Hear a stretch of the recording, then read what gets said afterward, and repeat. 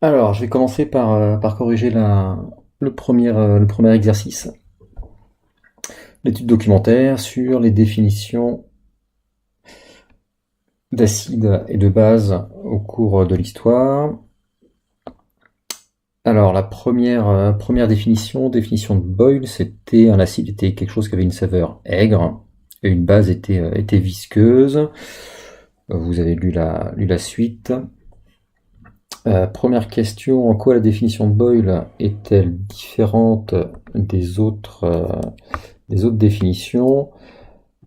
Eh bien, c'est que le fait de définir un acide vis-à-vis de sa saveur, c'est quelque chose d'assez peu scientifique, d'assez peu reproductible.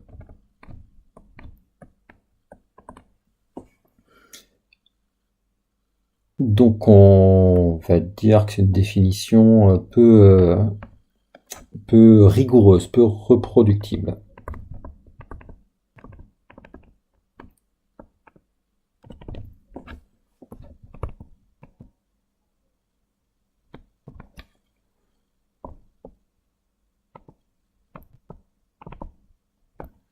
Je vous mettrai la correction pour ceux qui ne pourraient pas être là sur le NT, là, ce que je suis en train d'écrire.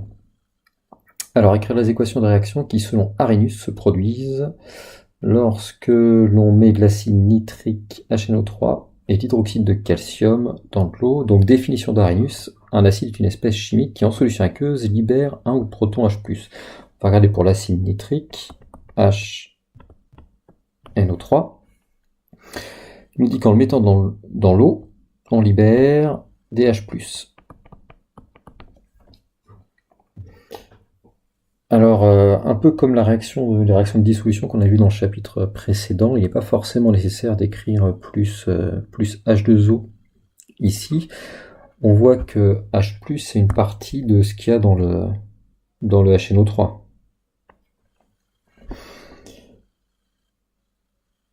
Donc pour équilibrer la réaction, il me reste du NO3 et il faut aussi que j'équilibre les charges. Si le H a un plus, il faut que le NO3, pour équilibrer les charges, lui, il ait un moins. Donc on se retrouve avec ça.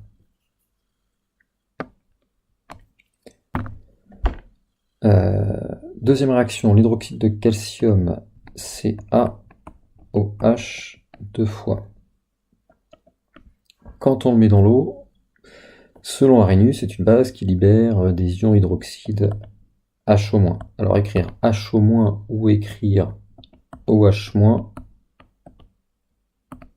c'est pareil, c'est la même chose.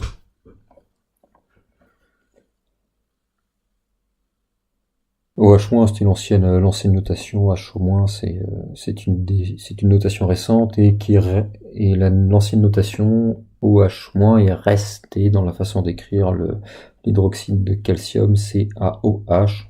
On pourrait l'écrire CaHO. Ça change pas grand-chose. Donc DOH, je vois que dans le CaOH2, j'en ai 2. Donc je vais retrouver 2 OH-, et il va me rester un calcium. Comme j'ai déjà 2 charges moins, ça m'impose que le calcium soit un ion qui ait 2 charges positives pour respecter l'électroneutralité.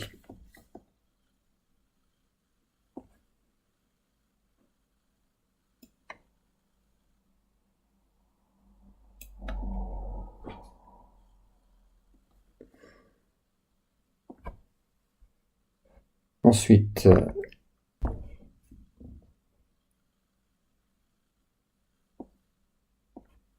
on nous demande un inconvénient de cette définition d'Arrhenius.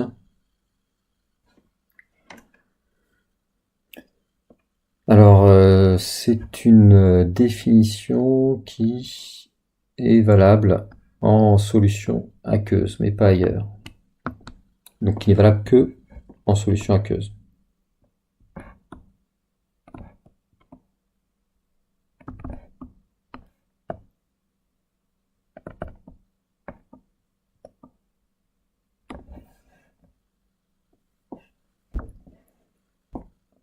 ce qui réduit sa portée. Ensuite, quels sont les points communs et différences des définitions d'Arrhenius et de Bronsted? Alors, dans la définition d'Arrhenius, un acide est une espèce chimique qui, en solution aqueuse, va libérer un ou plusieurs protons H+. Dans la définition de Bronsted, un acide est une espèce chimique capable de céder un proton H+, donc de libérer un proton H+, donc c'est la même définition. La différence dans la définition de Bronsted, c'est que c'est pas forcément en solution aqueuse. Donc le point commun entre les deux définitions, c'est un acide libère un H+. Il y a une différence pour la base, définition de la base. Pour Arrhenius, il parle de ce qu'elle peut libérer, H au-, tandis que dans la définition de Bronsted, on définit comme quelque chose capable de capter un proton H+, donc l'inverse de l'acide.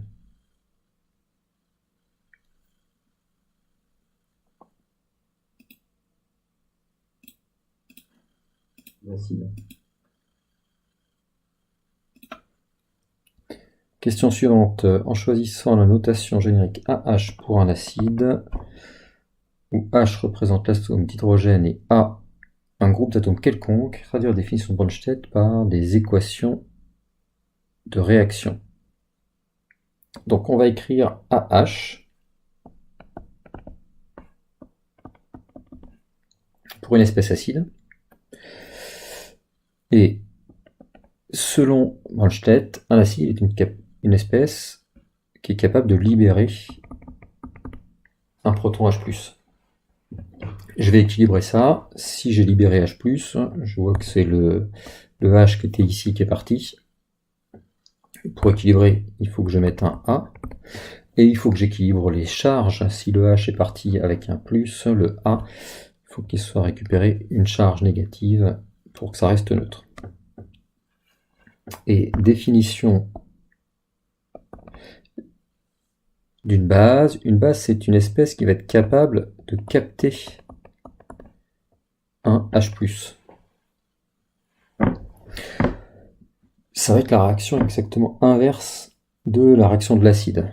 Donc je vais l'écrire A- plus H+, qui donne AH. Donc j'écris ça parce que la définition de la base est une définition qui est inverse à celle d'un acide. Donc j'écris la même réaction mais inversée.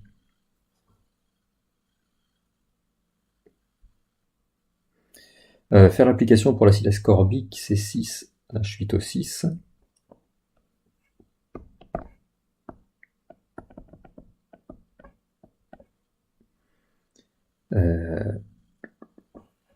Donc on dit que c'est un acide. Donc il libère H+. Il va lui rester C6. Des H, il en avait 8. Il n'y en reste plus que 7. Oxygène 6. Et il faut que j'équilibre les charges. Si H a un plus, l'autre espèce a un moins. Et faire le même pour l'ion carbonate CO3 de moins, qui lui est une base. Donc une base, c'est une espèce qui est capable de capter H+. Donc plus H+. Et en les regroupant, je vais me retrouver avec... Alors il y a deux façons de l'écrire. Le CO3 de moins, je rajoute le H ici. Je regarde les charges. J'avais 2 moins sur le CO3. Je rajoute un plus avec le H+. Il va me rester un moins. Alors CO3H-, alors c'est pas comme ça qu'on le note d'habitude. Généralement on note plutôt H CO3-, le H on l'ajoute à gauche. Ça c'est l'habitude qui vous le dit. Question 7. Expliquez pourquoi cette définition induit la notion de couple acide-base. Eh bien, quand j'ai écrit les deux réactions de acide et de base, j'ai utilisé la notation AH dans les deux cas. Et dans cette notation, AH qui donne H plus A-.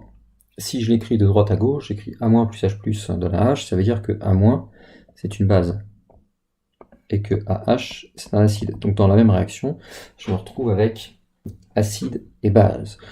On dit que cet acide AH et cette base A- sont conjugués, forment un couple acide-base, et d'ailleurs cette réaction, on la notera pas avec une flèche, comme elle peut se faire dans les deux sens, on la note avec une double flèche. Et alors soit on peut la noter avec une double flèche comme ça, pour dire qu'elle peut se faire vers la droite ou vers la gauche, ou alors on peut la noter avec un signe égal. Dans le cours, on la notera avec un signe égal. C'est pareil que la double flèche. Alors, cette notion est-elle encore valable avec la définition de Lewis? Alors, la définition de Lewis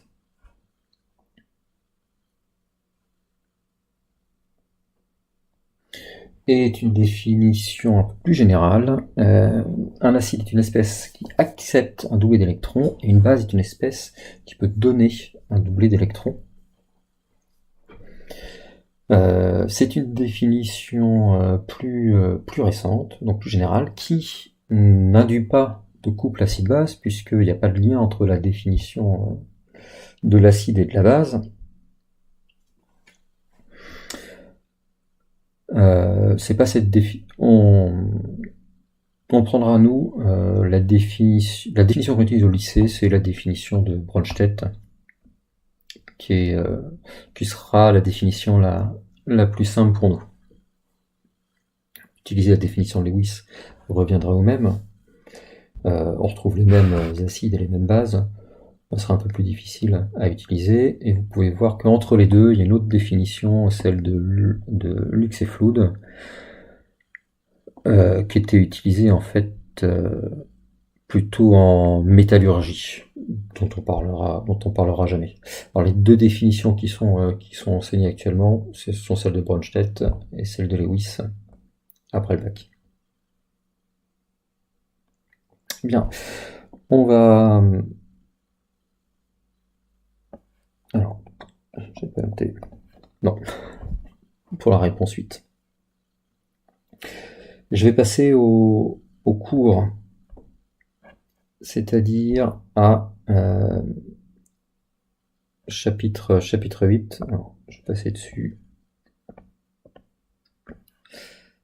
Voilà.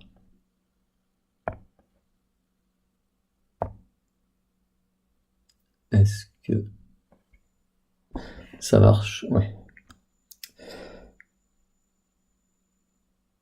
Alors, je vous l'ai dit, ce cours-là, là, je vous l'imprimerai après l'avoir complété et je vous le donnerai au lycée. C'est pas la peine d'imprimer. Prenez des notes. Vous pouvez prendre des notes papier en plus de ce que j'écris moi dessus et compléter ensuite par la suite quand vous aurez vos polycopiés. Donc un chapitre sur les transformations acide-base. Les compétences comme d'habitude je vous les ai mis au début.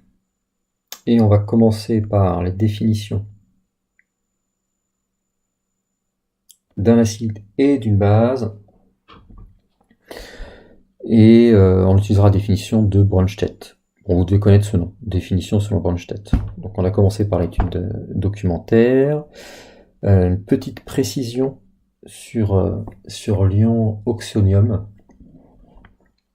Alors, H+, dont on parlait tout à l'heure dans la définition de Bronsted, on appelle ça l'ion hydrogène ou un proton. Alors pourquoi un proton? Parce que H, qu'est-ce que c'est? H, si je regarde la classification périodique des électrons, il a un proton et un proton plus neutron, c'est-à-dire qu'il a un proton,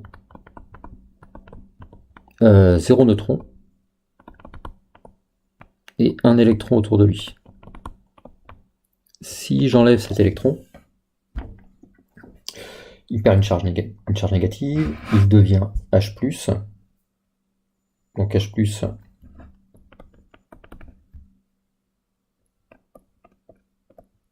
il a perdu un électron.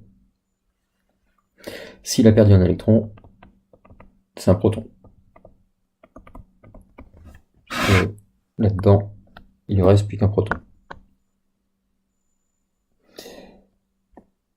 Cet ion H+, dans l'eau, il n'existe pas, parce qu'il va toujours se combiner avec H2O pour former l'ion H3O+. Cet ion H3O+, il s'appelle l'ion oxonium. Donc H+, est quelque chose qui en solution aqueuse n'existe pas. Mais c'est quand même bien pratique d'utiliser cette notation pour les réactions acide-base, donc on pourra l'utiliser. Alors, je reprends les définitions de acide-base et couple acide-base. Un acide est une espèce capable de libérer un proton H+, on le notera AH. Une base est une espèce capable de capter un proton H+. Le couple AH à moins, on appellera ça un couple acide-base. On dit aussi un couple acide-base conjugué. C'est ce que j'ai mis à la fin. L'acide H et la base A- sont dits conjugués. Et à chaque couple est associée une demi-équation AH qui peut donner vers la droite A- plus H+, ou de la droite vers la gauche A- plus H+, qui peut donner H.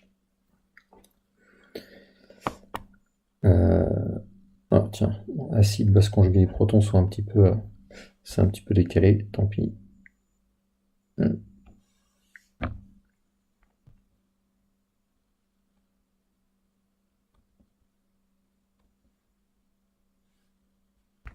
Je remettrai bien après. Cette double flèche, on peut aussi la remplacer par un signe égal.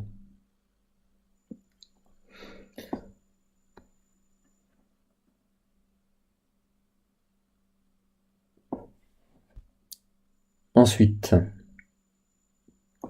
on doit faire un lien avec la structure de Lewis et du coup se rapprocher un petit peu de la définition de Lewis des acides et des bases. On n'ira pas très très loin, mais vous devez être capable de dessiner les formes de Lewis des différentes espèces.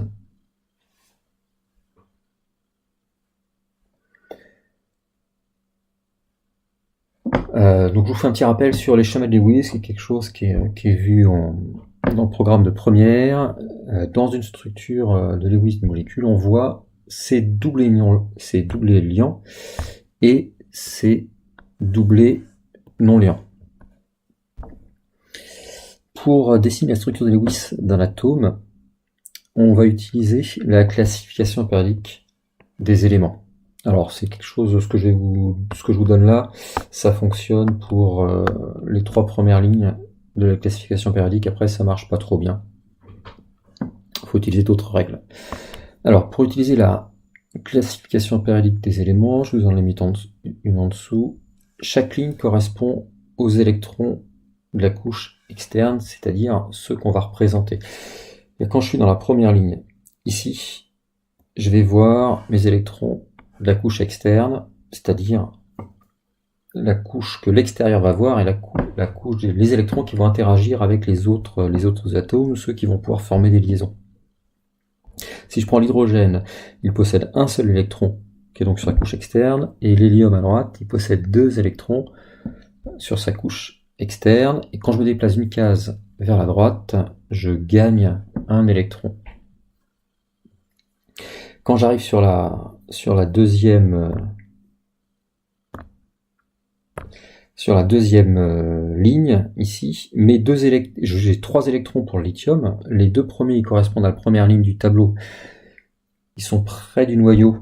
Je ne les vois plus de l'extérieur. Par contre, pour le lithium, de l'extérieur, je ne vois plus qu'un seul électron qui est situé plus loin du noyau que les 2 premiers. Le beryllium, il a un électron supplémentaire, il a 4 électrons en tout. Mais ce qui va nous intéresser, c'est que sur sa couche extérieure, il a 2 électrons. Le bore sur sa couche extérieure a 3 électrons, le carbone en a 4, et ainsi de suite jusqu'au néon, qui va avoir 8 électrons sur sa couche externe. Et ce sont ces électrons, la couche externe, qui vont pouvoir former des liaisons. Les éléments forme des liaisons covalentes pour gagner des électrons et obtenir le même nombre d'électrons que le gaz noble suivant, c'est-à-dire arriver jusqu'au bout de la ligne. Je prends un exemple avec le carbone par exemple. Le carbone voudrait arriver dans la case du néon, c'est-à-dire pour ça il faut qu'il se déplace de 4 cases vers la droite, donc il faut qu'il gagne 4 électrons.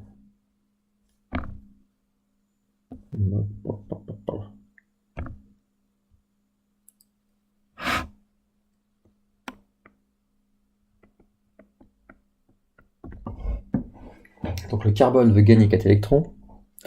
Pour ça, il va former 4 liaisons covalentes. Chaque liaison covalente en fait correspond à une mise en commun d'un électron du carbone avec un électron d'un autre élément.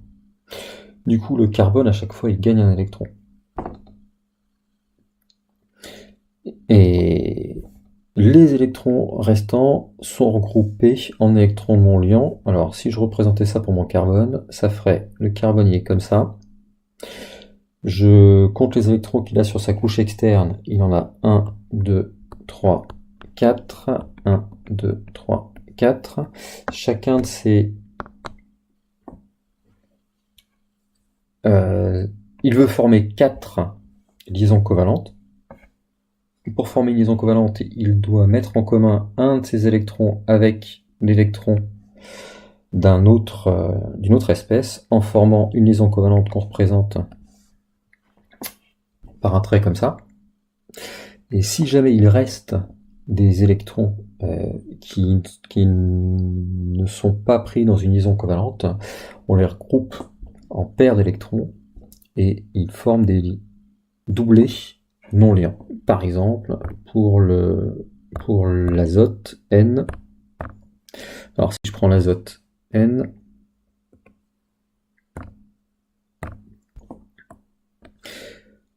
autour de lui, il a un électron plus que le carbone, donc il en a 1, 2, 3, 4, 5. Il veut former 3 liaisons pour se déplacer de 3 cases vers la droite. Donc il forme 3 liaisons comme ça. Il lui reste 2 électrons qui forment un doublet non liant.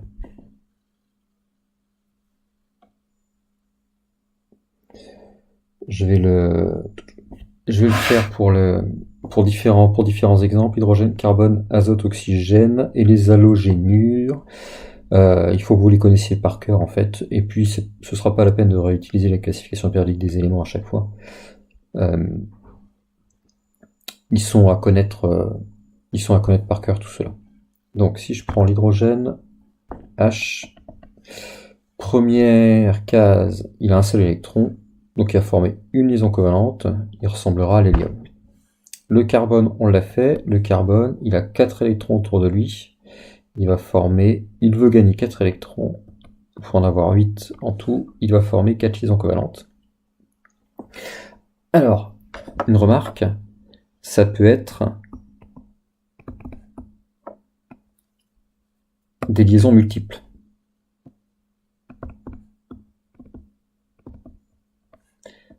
Par exemple, liaison double, liaison triple, comme ça. Liaison double, il est relié avec un autre élément par 2 liaisons covalentes. Liaison triple, pareil, il est relié par une triple liaison.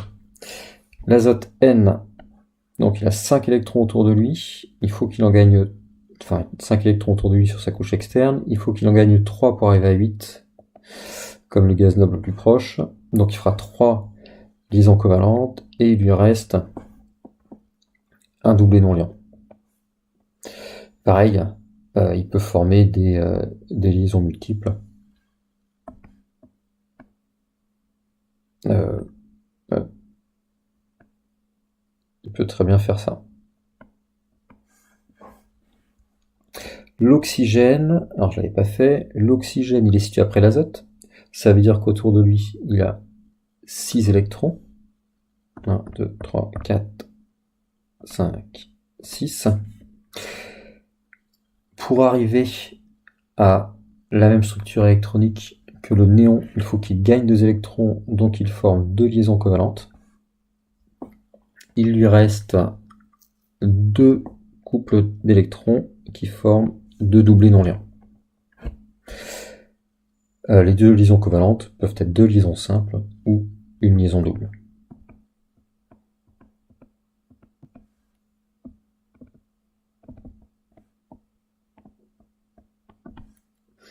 Les halogénures, alors c'est fluor, chrome, fluor, chlore, brome, iode, que vous avez là.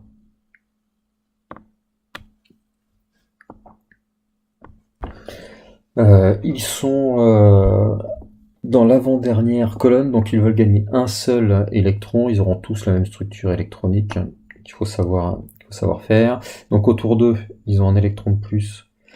Pour le fluor, un électron de plus que l'oxygène, et ils veulent former une seule liaison. Donc ils ont 7 électrons. Ça veut dire qu'il leur reste 6 électrons qui ne sont pas engagés dans des liaisons covalentes, donc 3 doublés non liants. Et le chlore aura la même structure électronique, l'iode également, et le brome également.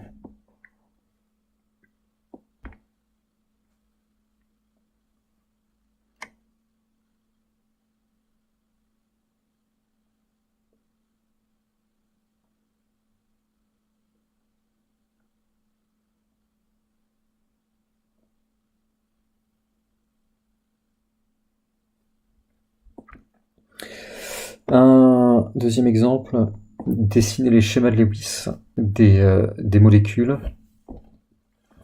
Celle de l'eau, H2O. Alors ici, il s'agit juste de regrouper ensemble les différents éléments que vous avez ici, de voir comment assembler ces briques. Et donc dans les schémas de Lewis, on met tous les électrons, tous les doubles électroniques. Donc pour H2O, j'ai un oxygène qui doit faire 2 liaisons. Forcément, les H, chaque H peut faire qu'une liaison, et l'oxygène, il a 2 doublés non liants. Je vous laisse réfléchir à une petite minute pour essayer de faire les autres, et puis je les corrige.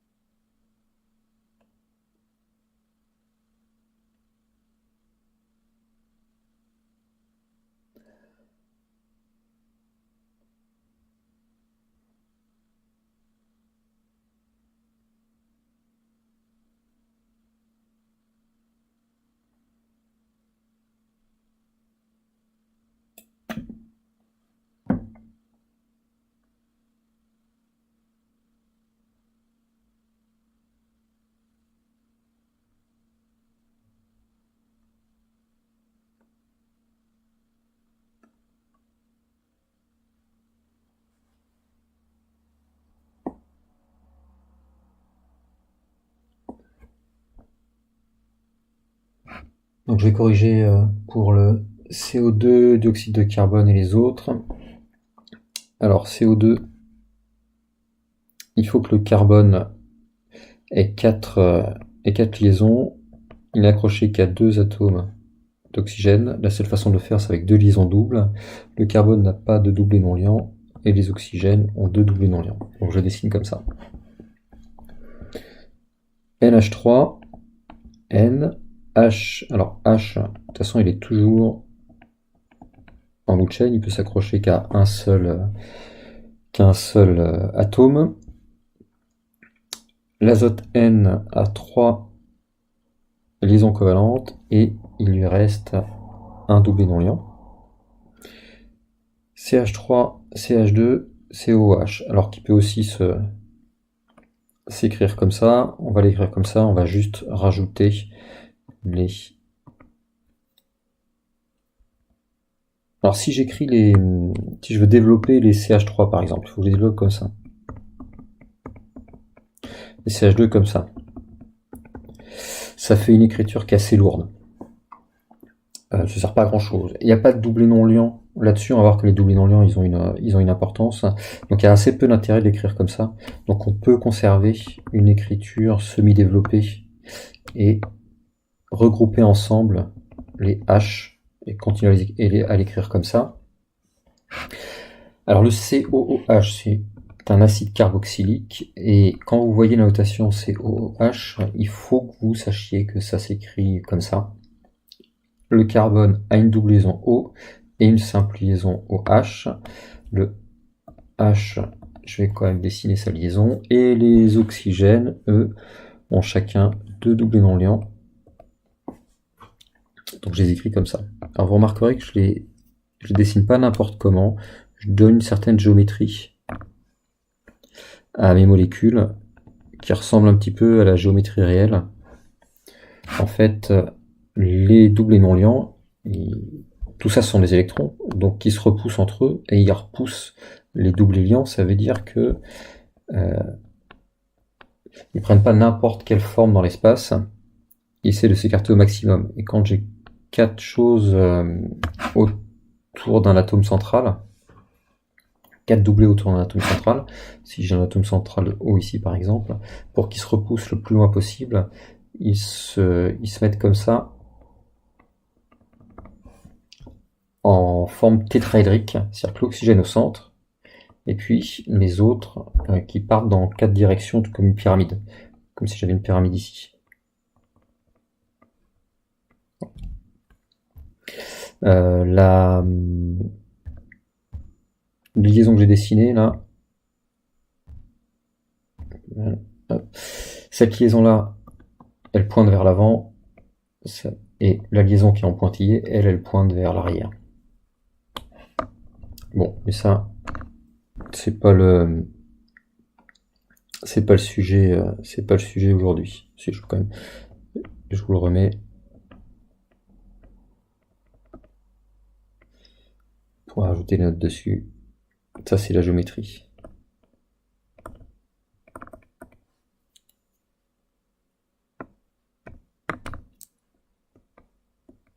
Mais ici, c'est pas important. Ensuite, on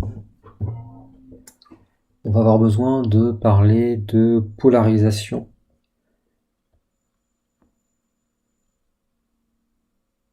de liaison pour expliquer un peu ce qui se passe au niveau des électrons. Alors, c'est vu en première, je fais un rappel ici pour le revoir. Je commence par vous définir l'électronégativité. C'est quelque chose qui traduit la capacité d'un atome, d'un élément, à attirer à lui les doublés d'électrons. Alors, le doublé d'électrons d'une liaison dans laquelle il est engagé. C'est-à-dire qu'un élément qui est très électronégatif a tendance à attirer à lui les électrons. Donc s'il est engagé dans une liaison avec un autre élément, les électrons de la liaison vont être plus proches de lui que de l'autre élément.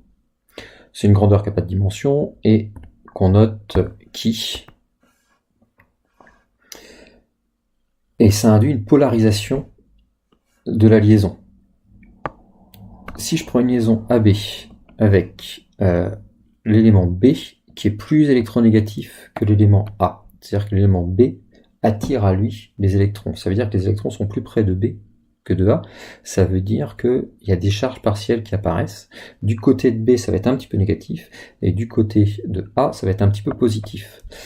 Donc on dit que B va porter une charge partielle négative, et une charge partielle négative, ça se note delta moins, petit delta moins, pour dire que c'est un peu moins que la charge d'un électron. C'est pas une charge complète d'électrons, c'est un peu moins. Et une charge positive partielle, ça va se noter delta plus, et c'est ce que va porter le A, et on va noter ça delta plus à côté du A et delta moins à côté du B. Vous devez être capable de connaître un petit peu les électronégativités des éléments. Il y a 4 règles à connaître par cœur. C'est que O et N sont tous les deux plus électronégatifs que le carbone. Donc si j'ai un CO ou un CN, O, là, les liaisons seront polarisées. Il y aura des charges négatives, des charges partielles négatives sur O sur N. Les halogènes, donc fluor, chlore, brome, iode, sont plus électronégatifs aussi que le carbone, et carbone et hydrogène, on va avoir la même électronégativité. Donc si j'ai un O qui est lié à un H, le O va être plus électronégatif que le H. Et ça va avoir des conséquences sur le caractère acido-basique. Alors un exemple. Et alors ça c'est ce qu'il faut retenir par cœur, ce qu'il y a dans ce tableau. Après, il y a des échelles d'électronégativité qu'on peut trouver dans des tables. Ici, vous en avez une, c'est celle de Pauling. Et vous voyez que H, son électronégativité, c'est 2,20. Celui dans le tableau là, qui a l'électronégativité la plus faible, c'est K, avec 0,82. Celui qui a l'électronégativité la plus élevée, c'est F, avec 3,98. En fait, il y a une règle dans la classification périodique des éléments. C'est que si vous montez comme ça, vers le haut, au sein d'une même colonne, l'électronégativité augmente. Et si vous, donc c'est vrai, 0,82, 0,93, 0,98 et 2,20 dans la première colonne. Et si vous déplacez vers la droite au sein d'une même ligne, l'électronégativité augmente aussi. Ça veut dire que l'électronégativité la plus faible, on la trouve en bas à gauche, et la plus élevée, on la trouve en haut à droite, le fluor étant l'élément le plus électronégatif.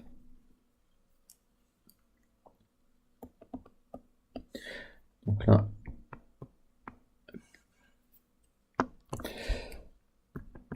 je vous demande d'attribuer les charges partielles aux atomes des liaisons point T. Alors pour la première, OH, celle qui nous intéressera le plus. Le O, vous devez savoir qu'il est plus électronégatif que le H, donc je mets un delta moins dessus. Donc un delta plus sur le H, et cette liaison est polarisée. Alors, je ne l'ai pas mis là. Ok.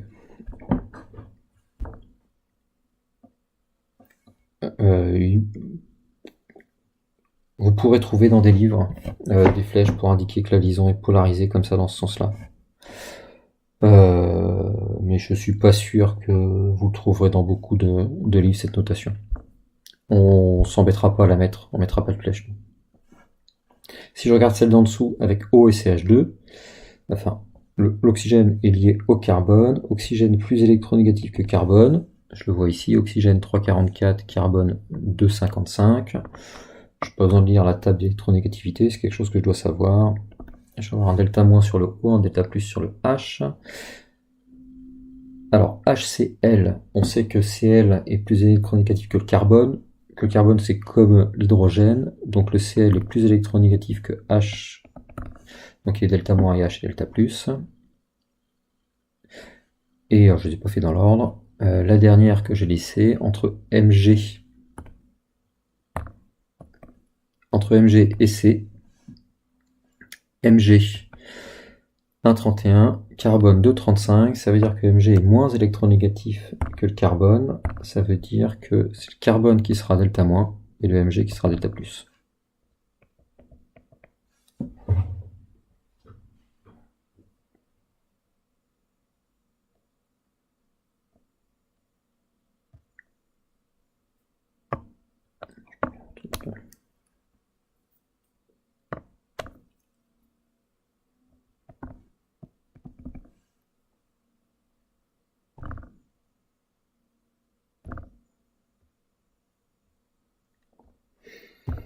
Bien. Alors, je passe à la suite. Pourquoi est-ce qu'on pouvait faire ça? C'est parce qu'il y a un lien avec le caractère acide ou basique qui commence à s'approcher un peu de la définition de Lewis. C'est qu'une liaison polarisée peut se rompre. Et quand une liaison polarisée se rompt, c'est l'atome le plus électronégatif qui va récupérer les 2 électrons de la liaison, puisque c'est lui qui aime le plus les électrons. Les électrons sont plus proches de lui, donc les électrons vont rester sur l'atome le plus électronégatif, et l'atome le moins électronégatif, lui, il va partir sans ses électrons, enfin sans son électron de la liaison.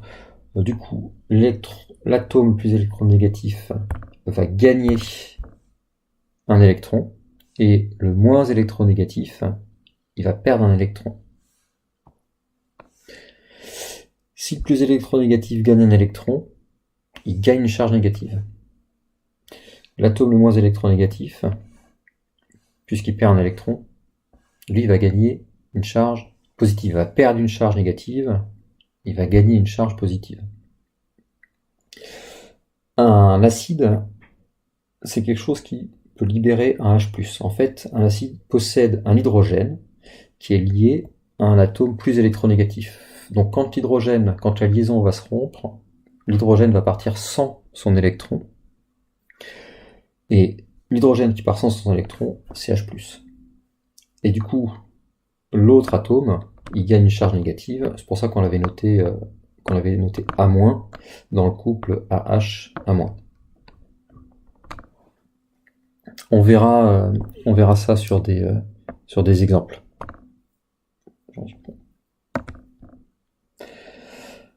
Alors, les couples, il y a quelques couples acide-base que vous devez connaître.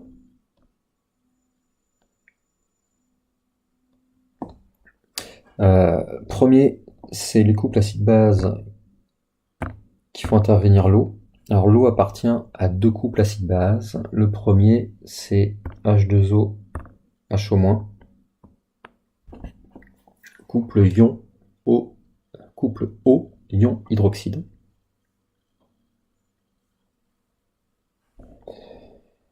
Vous devez connaître tous ces termes par cœur. On va écrire la demi-équation.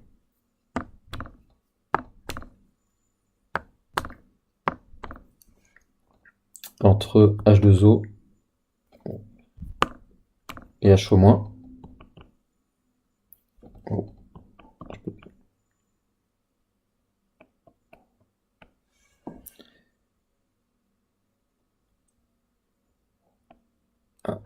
Petit souci, ça marche plus bien du tout.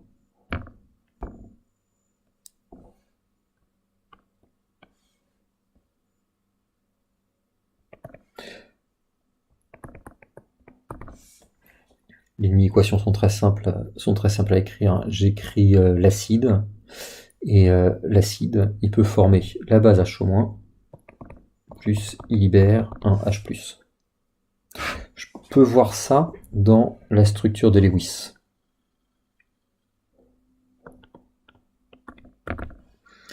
Quand je dessine H2O comme ça,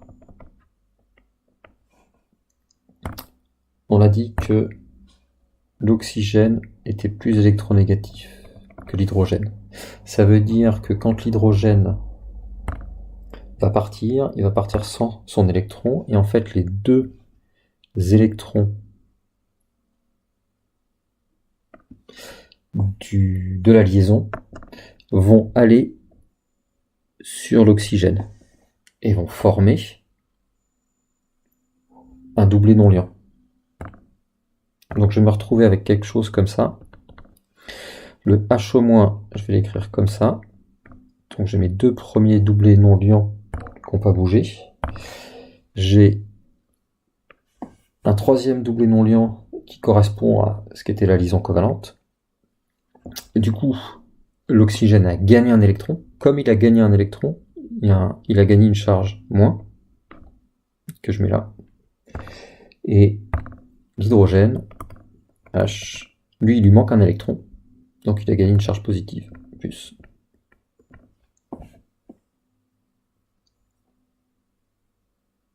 Donc je peux voir ce qui se passe en regardant le mouvement des doublés électroniques.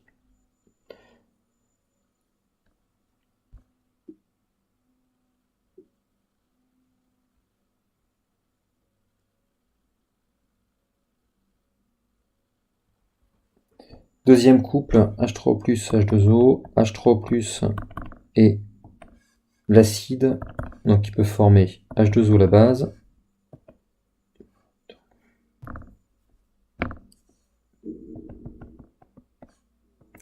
et libérer un H+. On voit que l'eau, c'est à la fois un acide dans ce couple-là, et une base dans ce couple-là. Ça, c'est un cas particulier. C'est ce qu'on appelle une espèce amphotère. Vous devez connaître ce terme d'espèce amphotère. Alors, il n'y a pas que l'eau qui soit amphotère. Une espèce amphotère, c'est une espèce qui est à la fois acide et base, qui a à la fois l'acide d'un couple et la base d'un autre couple. Ce sera le cas, par exemple, des acides carboxyliques, des acides alpha-aminés, pardon, qu'on pourra voir après, et qui sont une combinaison d'acides carboxyliques et d'amines. Alors, deuxième couple que vous devez connaître par cœur, c'est celui de l'acide carbonique, qui vient du dioxyde de carbone dissous dans l'eau. Le dioxyde de carbone est soluble dans l'eau. Il forme ce qu'on appelle l'acide carbonique, qu'on peut noter. Alors, il y a trois façons de le noter.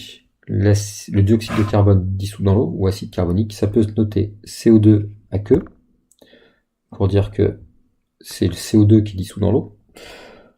On peut le noter CO2, H2O, parce qu'en fait, pour une molécule de CO2, il y a une molécule d'eau, H2O.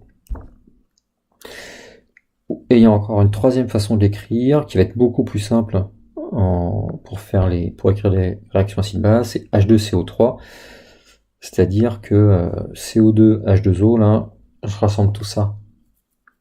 Je rassemble tous les O ensemble, j'accroche tout ensemble et ça me fait H2CO3. Et le couple que vous devez connaître, c'est H2CO3 acide. Oh, j'ai écrit une erreur là.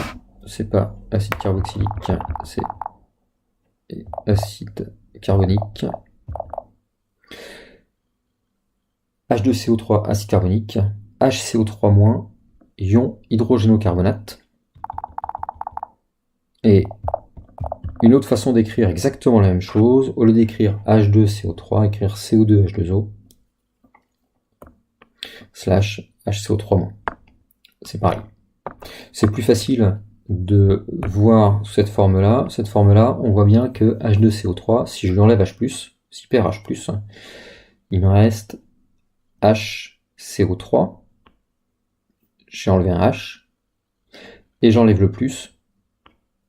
Ça me fait apparaître un 1.